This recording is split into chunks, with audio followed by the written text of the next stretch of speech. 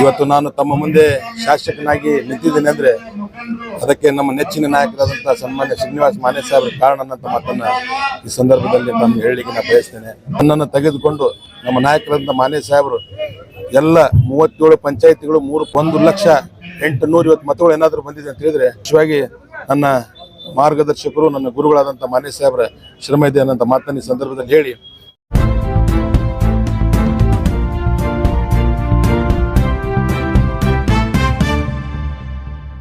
ನಮ್ಮ ಮಾಜಿ ಶಾಸಕರಾದಂಥ ಅಜ್ಜಂಪಿ ಖಾದ್ರಿ ಅವರ ಪದಗ್ರಹಣ ಸಮಾರಂಭ ನಡೀತಾ ಇದೆ. ನಾನು ಕೂಡ ಶಿಗ್ಗಾಂವ ಸೌಂದರ್ಯ ವಿಧಾನಸಭಾ ಕ್ಷೇತ್ರದಲ್ಲಿ ಕಾಂಗ್ರೆಸ್ ಪಕ್ಷದ ಶಾಸಕನಾಗಿ ಆಯ್ಕೆಯಾಗಿದ್ದೇನೆ.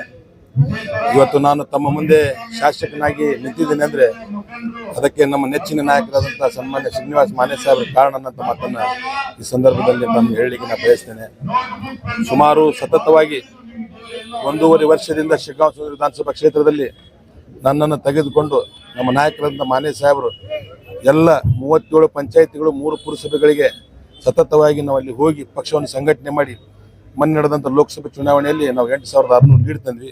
ತದನಂತರ ಈ ರಾಜ್ಯದ ಮಾಜಿ ಮುಖ್ಯಮಂತ್ರಿಗಳಾದಂಥ ಬಸವರಾಜ ಬೊಮ್ಮಾಯಿ ಅವರ ವಿರುದ್ಧ 1,08,000 ಮತಗಳು ಏನಾದರೂ ಬಂದಿದೆ ಅಂತ ಹೇಳಿದ್ರೆ ಅದರಲ್ಲಿ ನಮ್ಮ ಪಕ್ಷದ ಎಲ್ಲ ಮುಖಂಡರ ಶ್ರಮ ಇದೆ.